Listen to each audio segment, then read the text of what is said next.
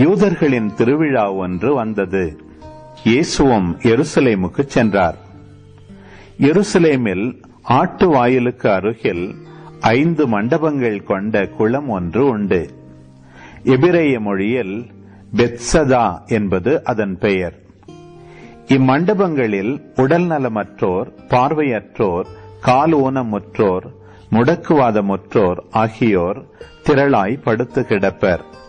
இவர்கள் குளத்து நீர் கலங்குவதற்காக காத்திருப்பார்கள். ஏனெனில் ஆண்டவரின் தூதர் சில வேளைகளில் அக்குளத்தினுள் இறங்கி தண்ணீரை கலக்குவார். தண்ணீர் கலங்கிய பின் முதலில் இறங்குபவர் எவ்வித நோயுற்றிருந்தாலும் நலமடைவார். 38 ஆண்டுகளாய் உடல் நலமற்றிருந்த ஒருவரும் அங்கு இருந்தார்.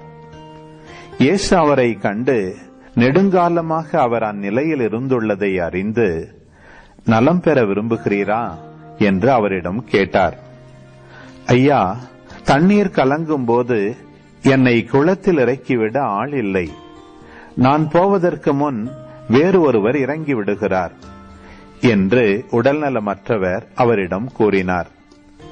இயேசு அவரிடம், எழுந்து உம்முடைய படுக்கையை எடுத்துக்கொண்டு நடந்து செல்லும் என்றார். உடனே அம்மனிதர் நலமடைந்து தம்முடைய படுக்கையை எடுத்துக்கொண்டு நடந்தார். அன்று ஓய்வு நாள்.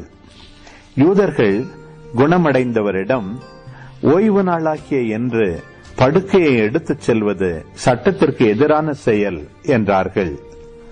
அவர் மறுமொழியாக, என்னை நலமாக்கியவரே, உம்முடைய படுக்கையை எடுத்துக்கொண்டு நடந்து செல்லும் என்று என்னிடம் கூறினார் என்றார். படுக்கையை எடுத்துக்கொண்டு நடந்து செல்லும் என்று உம்மிடம் கூறியவர் யார் என்று அவர்கள் கேட்டார்கள். ஆனால் நலமடைந்தவருக்கு அவர் யார் என தெரியவில்லை. ஏனெனில் அவ்விடத்தில் மக்கள் கூட்டமாயிருந்ததால் இயேசு அங்கிருந்து நழுவி போய்விட்டார். பின்னர் இயேசு நலமடைந்தவரை கோவிலில் கண்டு, இதோ பாரும், நீர் நலமடைந்துள்ளீர். இதைவிட கேடானது எதுவும் உமக்கு நிகழாதிருக்க இனி பாவம் செய்யாதீர் என்றார்.